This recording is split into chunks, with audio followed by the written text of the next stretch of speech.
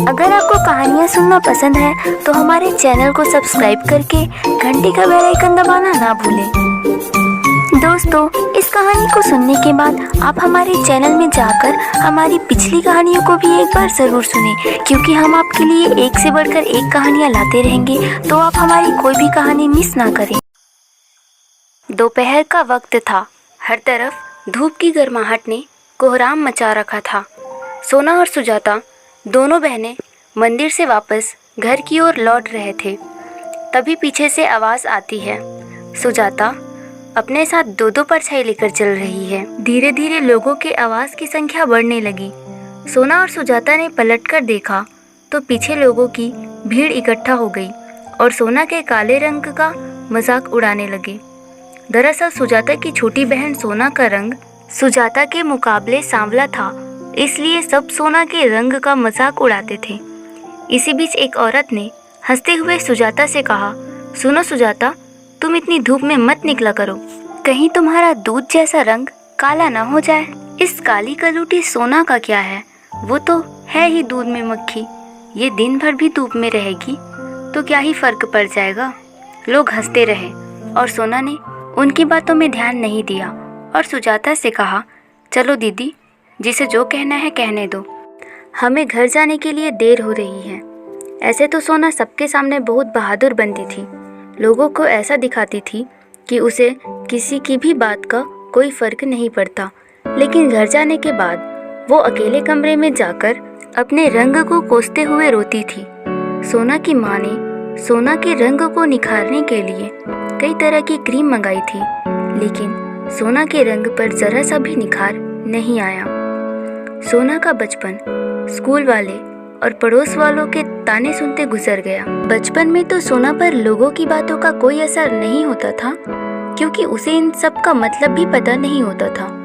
लेकिन जैसे जैसे सोना बड़ी होती गई, समझदार होती गई, तब उसे लोगों के तानों का मतलब भी समझ आने लगा और उसे ये सब बुरा लगने लगा। जब भी सुजाता के लिए कोई रिश्ता आता तो सुजाता के माँ बाप सोना को छुपा देते थे, ताकि सोना के रंग का सुजाता के रिश्ते पर कोई असर ना पड़े। लेकिन हर बार सुजाता अपनी बहन सोना को कमरे से बाहर लाकर रिश्तेदारों के सामने अपने पास बिठाती थी, क्योंकि सुजाता अपनी बहन सोना से बहुत प्यार करती थी। सुजाता बिल्कुल नहीं चाहती थी कि लोग सुजाता और सोना में अंतर करें।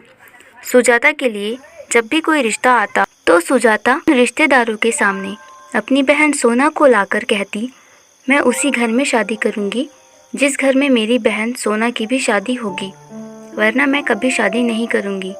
लेकिन सुजाता के इसी शर्त के कारण कोई भी सुजाता से शादी करने को तैयार नहीं होता था, क्योंकि कोई भी सोना को अपने घर की बहू नहीं बनाना चाहता था।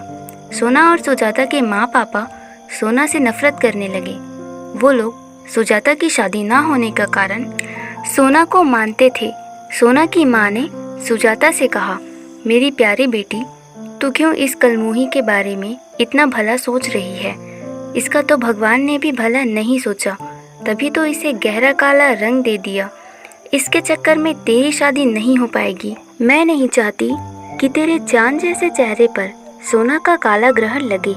सुजाता ने अपनी माँ की बात पर असहमति जताते हुए कहा, माँ, आप माँ होकर अपनी बेटियों में भेदभाव कैसे कर सकती हैं? मुझे आपसे ये उम्मीद नहीं थी। माँ, आप भूल रहे हैं कि जितने महीने मैं आपके गर्भ में रही, ही महीने सोना भी रही है।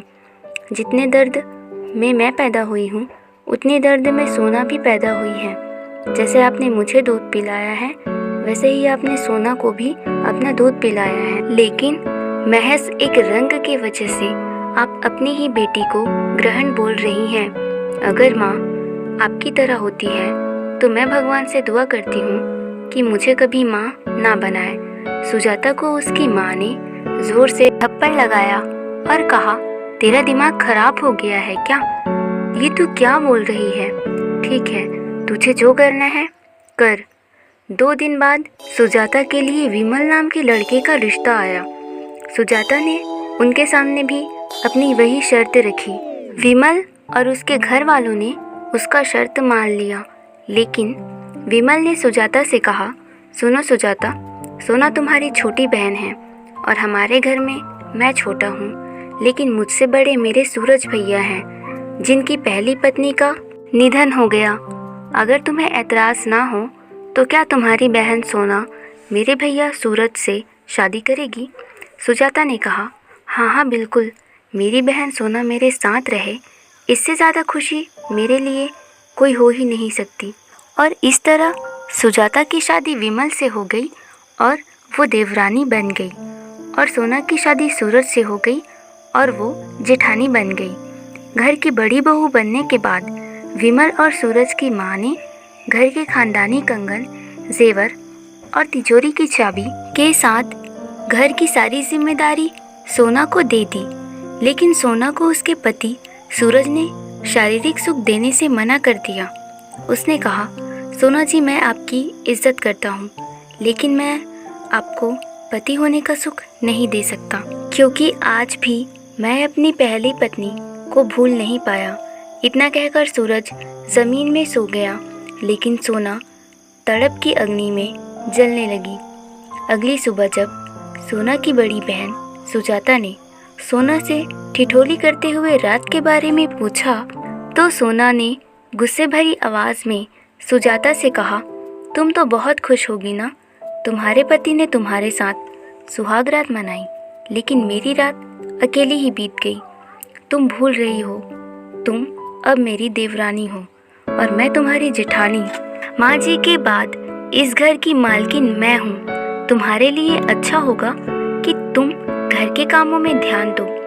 सुजाता सोना का ऐसा अभिमानी रूप देखकर दंग रह गई। धीरे धीरे सोना और भी ज़्यादा घमंडी होती गई और अपनी बड़ी बहन सुजाता के लिए उसका बर्ताव बहुत बिगड़ने लगा।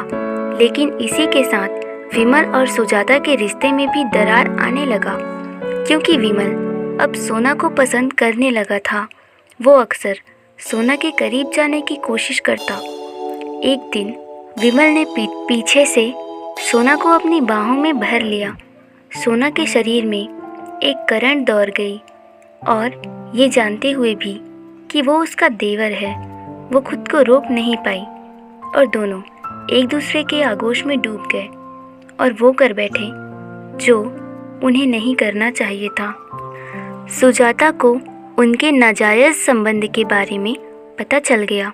उसने रोते हुए सोना से कहा, आज तूने तेरे प्रति लोगों की नफ़रत को सही साबित करके तेरे प्रति मेरे प्यार को गलत साबित कर दिया।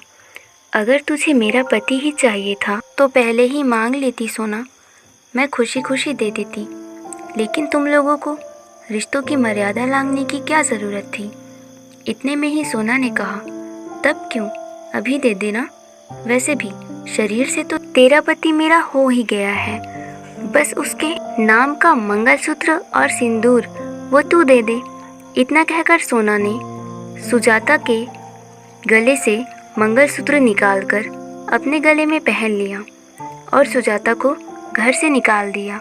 कभी कभी इंसान की अच्छाई ही उसके दुख का कारण बन जाती है।